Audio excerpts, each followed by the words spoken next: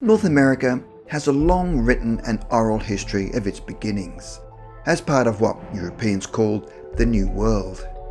From the arrival of the English Pilgrims to the growth of a nation which would become the United States, its evolution is already a complex and intriguing narrative. It is also one that abounds with accounts of unexplained sightings of airborne objects, long before human flight development sent anything mechanical into the skies. Even more strange, some of these early reports suggested extraterrestrial intervention that influenced the course of history and the development of the nation. It appears that UFOs and their advanced occupants may have taken an interest in North America, not only since its European occupation, but a long time before that, according to accounts of the Native American tribes. In the first of our series, here are 5 otherworldly sightings recorded from the early years of the United States.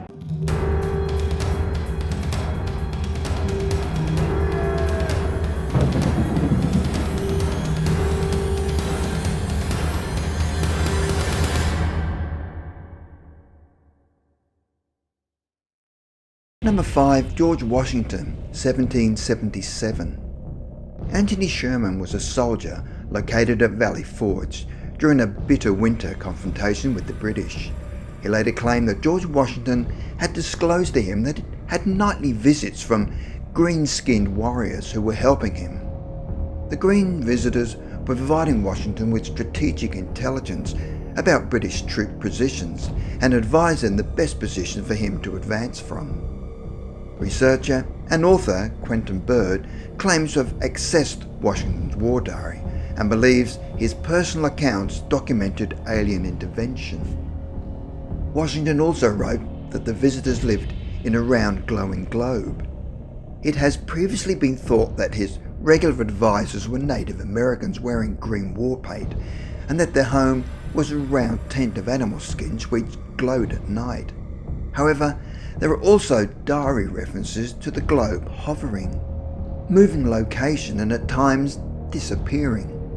While Washington believes that he was receiving the wise observations and advice of Native American warriors, Bird now suggests that he was conferring with extraterrestrials, who may have even provided some advanced technology to assist the battle-weary and disheartened troops to victory.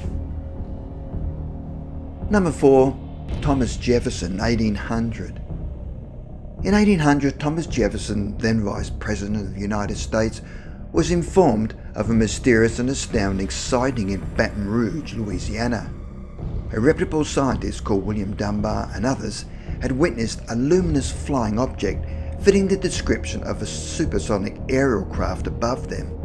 It was described as the size of a house, 17 to 80 feet long, and the colour of the sun near the horizon, that is, crimson red. It rapidly made its way overhead with a flat trajectory from the southwest to the northeast, while the ground underneath it lit up like sunbeams while emitting an intense heat. Jefferson recorded that immediately after it disappeared in the northeast, a violent rustling noise was heard, and in a few seconds, a tremendous crash with a shock like an earthquake.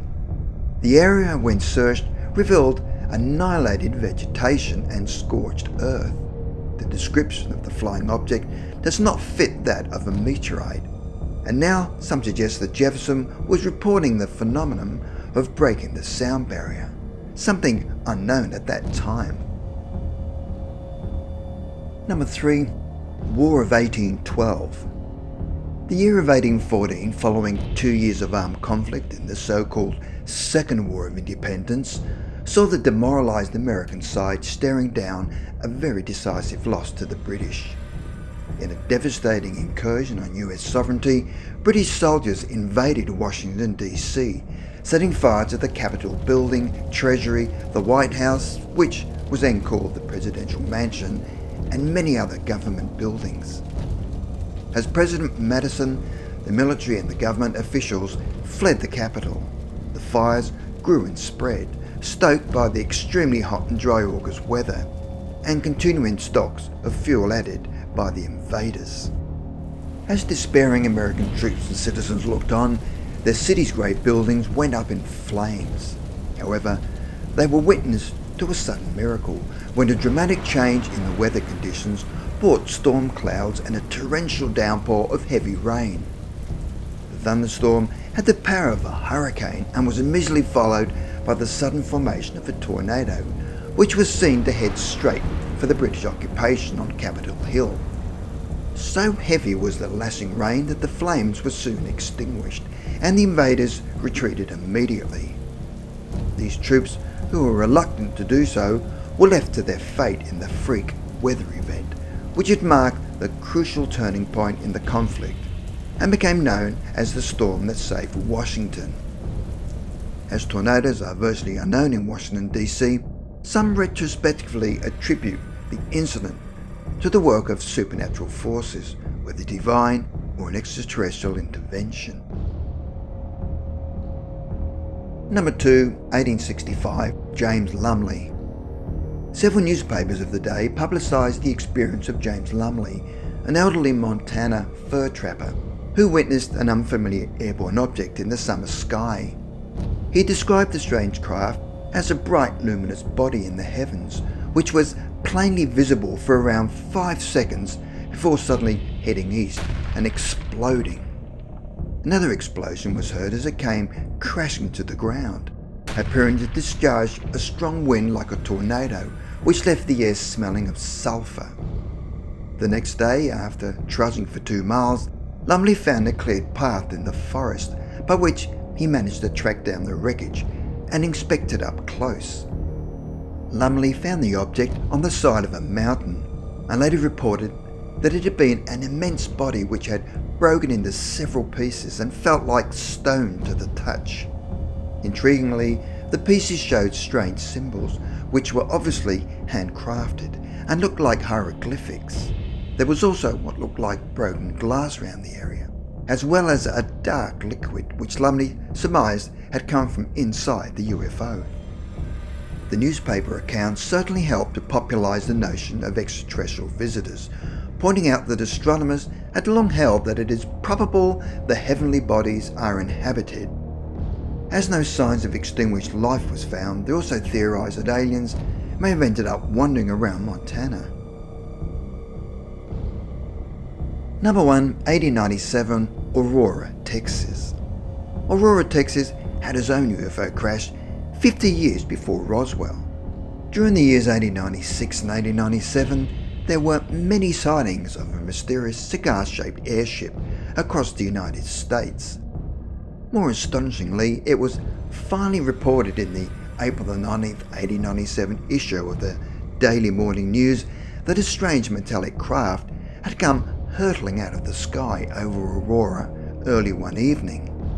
The object eventually crashed into a windmill on the land of a local judge, J.S. Proctor, and was found to contain a deceased alien creature who was assumed to be the pilot, and described as not of this world. The news article went on to say that papers found on his person, evidently the records of his travels, are written in some unknown hieroglyphics and could not be deciphered.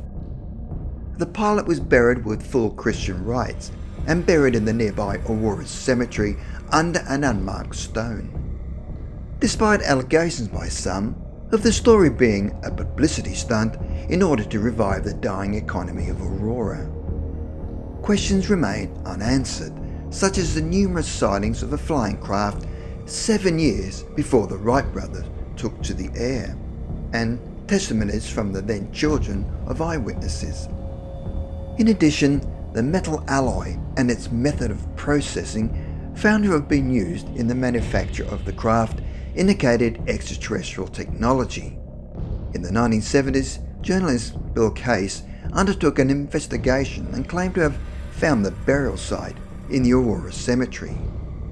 However, while he was in the process of applying for rights to exhume the grave, the stone marker and what was buried beneath it mysteriously disappeared overnight. The marker was later placed by the Texas Historical Commission, referring to the incident as legend, but Case loudly voiced the opinion that the government had removed all evidence of the alien remains.